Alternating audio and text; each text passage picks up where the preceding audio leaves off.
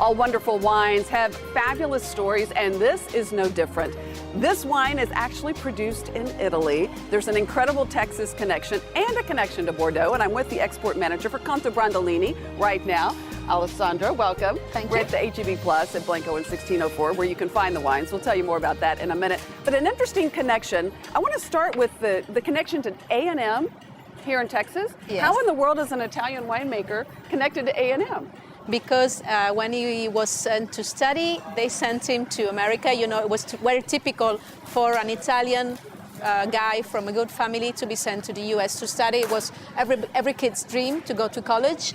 And as he had a passion for agriculture, he was sent here to A&M. And in fact, he liked it so much that when he came home, he said, "More, can I have more?" And they sent him to Bordeaux to study winemaking.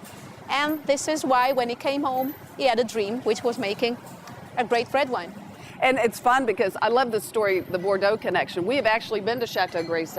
This is one of those Bordeaux wines that you can afford. It's not $200 a bottle, although it's an incredible quality for the price. Like $18, right? Mm-hmm. Cru Bourgeois. Yes. So you want to look for this one on the shelves as well. You'll see this in a lot of restaurants, by the way. Well, tell us about these wines. We will start with the youngest one. That's a Pinot Grigio. It's a 2011. Pinot Grigio in this version coming from the area where you have stone, land, and limestone. It's nice and crispy. You find a beautiful balance between acidity and minerality, so it's nice and crisp. I like to define this wine as very alive. I like to pair this wine with very young cheeses, with everything that's related to eggs and to fresh herbs. And obviously, being an Italian, I love it with risottos and pasta, especially if made with vegetables. And with our hot weather, we love it by itself. All right. So Merlot, Conte Brandolini is 2009 young red. It's a Merlot 100%.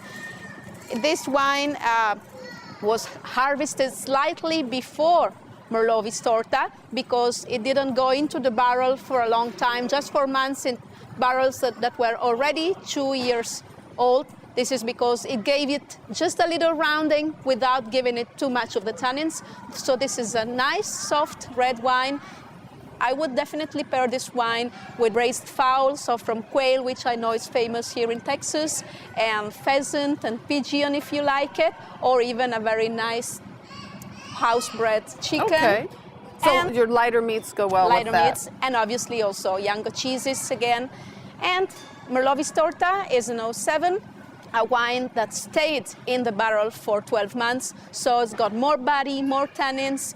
It starts with that nice, jammy, raspberry, blueberry, and it goes on with great tannins that are soft by now. And you can tell, though, that this wine, notwithstanding its liberty, it is a wine that's going to go on for a long way. It's got this nice French mellow style, and I would pair this with roasted red meat and with 8 cheeses. All right, I love it. And these are available at HEB, and you've got me in the mood for a glass of wine. Surely it's time for wine somewhere, right?